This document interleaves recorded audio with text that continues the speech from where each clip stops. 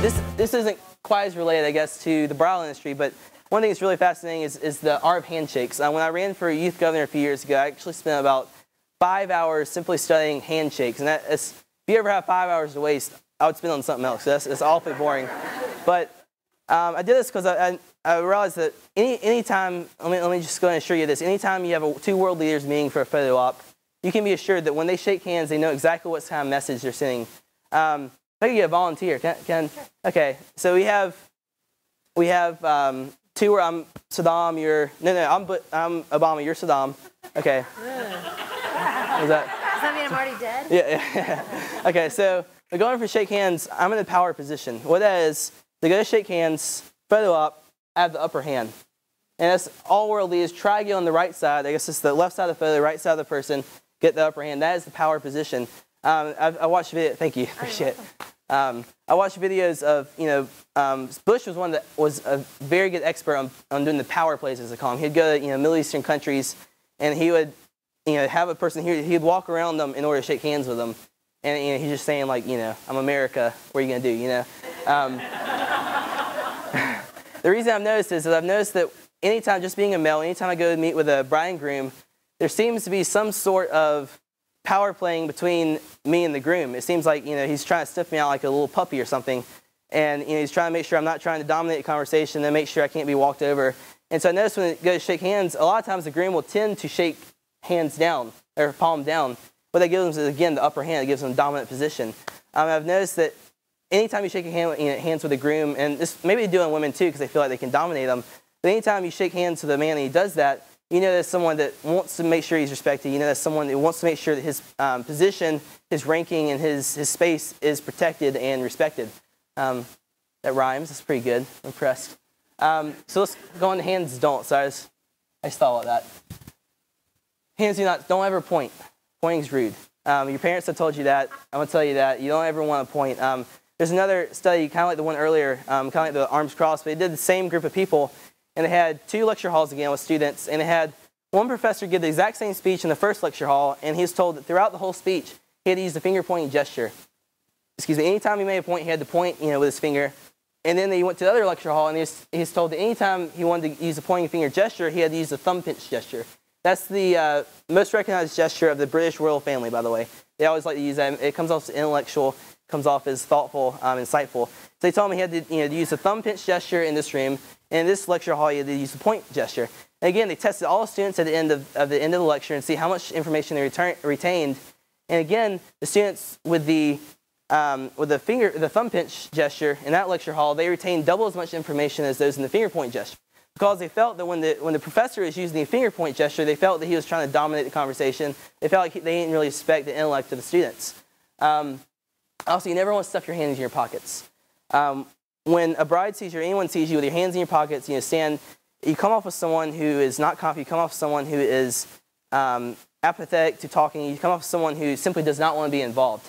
When you do that, you're not approachable. Simply, if you're standing in your booth at any trade show, specifically wedding festivals or something like that, it's a plug there. Okay. If you're standing in your booth with your hands in your pockets, you will not be approached nearly as much as someone standing with open gestures. You also never want to touch your face. One of the key elements, one of the most obvious elements that, don't do it. Everybody's touching each other's face on the second row. One of the key elements and the most obvious factors that FBI interrogators are told that they can spot if a terrorist is lying or if anybody they're interrogating is lying is that they continually scratch their nose. There's a very good reason for that. When you tell a lie, your brain recognizes you're telling a lie, and it's going against your brain's natural forwardness to be honest all the time. And what it does is it releases endorphins within your nasal cavity and actually makes your nose itch. So your nose physically starts to itch anytime you tell a lie. I'm not sure if it gets longer like Pinocchio, but I know it starts to itch. So therefore, your tendency to scratch your nose. And again, I'm not accusing anyone of lying, but if you're talking to a bride, if you're constantly scratching your nose, even if you just have a cold and you're constantly feeling with your face, it's going to trigger the subconscious mind saying this person's gestures are not necessarily lining up with what they're saying. It's going to trigger the subconscious mind, especially of women, they're 3 times more perceptive. It's going to trigger the subconscious mind and say, you know, this person may not be telling the truth, and you investigate. But it's all, again, subconscious, so it's just a hunch. You know, they have a bad hunch about you, not saying, oh, this guy's a liar. Also, obscene gestures. Don't ever do those. Okay. I think Mike Heisler said he'd volunteer for demonstrating the. Okay. Yeah. Here we have colors. Colors have a huge impact on the brain. Anytime a person sees colors, immediate connotations with their brain and associations with that color are immediately released. And you can read them, but you know, basically red's excitement, passion, hunger. A lot of times restaurants and dining rooms are painted in red because it makes you more hungry. It makes the food seem more thrilling, exciting, or sensual. I don't know how that works, but blue is the most popular color, especially amongst men. It's not as much amongst women. It's trust, reliability, coolness. Yellow is warmth, sunshine. Yeah, I have to read white over here because I put on a white background and it didn't work out so well. White is considered pure, clean, youthful, and mild, not mind, mild.